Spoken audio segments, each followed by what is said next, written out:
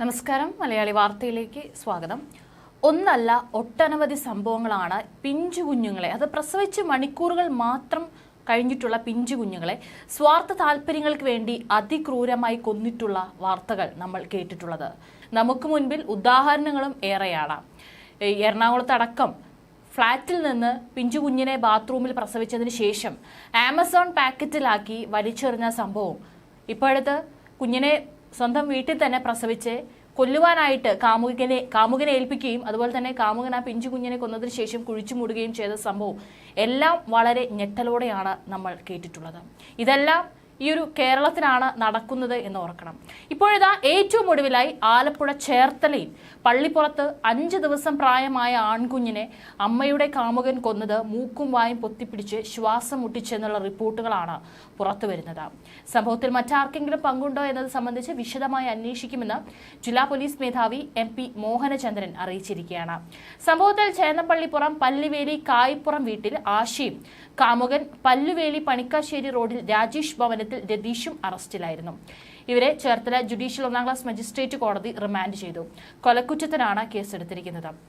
കുട്ടികൾക്ക് നേരെയുള്ള അതിക്രമവുമായി ബന്ധപ്പെട്ട വകുപ്പുകളും ബാലനീതി നിയമപ്രകാരവും കേസുണ്ട്.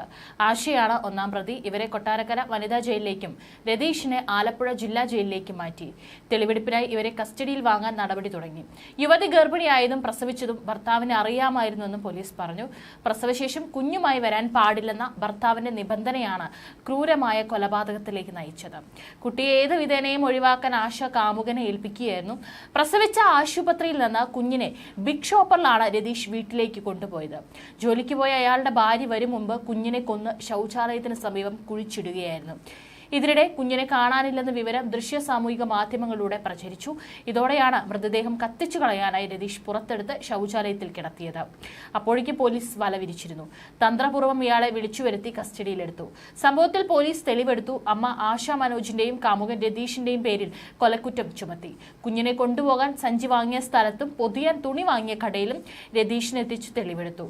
രണ്ടുപേരുടെയും കുഞ്ഞിന്റെയും DNA സാമ്പിളുകളും ശേഖരിച്ച് പരിശോധനയ്ക്ക് അയച്ചിട്ടുണ്ട്. കുഞ്ഞിനെ കൊണ്ടുപോയ സഞ്ചി, പൊതിഞ്ഞ തുണി, സ്കൂട്ടർ കുഴിക്കാൻ ഉപയോഗിച്ച മൺവെട്ടി, ഇരുവരുടെയും മൊബൈൽ ഫോണുകൾ എന്നിവ പോലീസ് കണ്ടെടുത്തിട്ടുണ്ട്.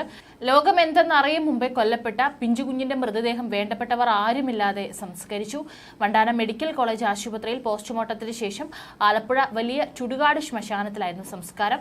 ചേന്നപ്പള്ളിപ്പുറം panchayat president TS Sudheesh, vice president Shilja Saleem എന്നിവരാണ് മൃതദേഹം ഏറ്റുവാങ്ങി സംസ്കാരത്തിന് നേതൃത്വം നൽകിയത്.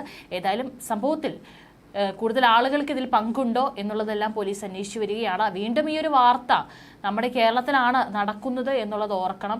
ഇതിപ്പോൾ നിരവധി സംഭവങ്ങളാണ് അടിക്കടി ഇത്തരത്തിൽ പിഞ്ചു കുഞ്ഞിനെ പ്രസവശേഷം, അതും ഈ ഒരു ഗർഭിണി ആയിരിക്കുന്നത് ആ വീട്ടുകാരും മറ്റും അറിയുന്നില്ല എന്നുള്ളതാണ്. ഇത്തരത്തിൽ പിഞ്ചു കുഞ്ഞിനെ കാമുകനോ അല്ലെങ്കിൽ മറ്റാരുടെയെങ്കിലും നേതൃത്വത്തിൽ ഇത്തരത്തിൽ കൊന്നുകളയുന്ന, അതിക്രൂരമായി കൊന്നുകളയുന്ന വാർത്തകൾ നമ്മൾ ദിനം പ്രതി നമ്മുടെ കേരളത്തിൽ നിന്ന് കേട്ടുകൊണ്ടിരിക്കുകയാണ്.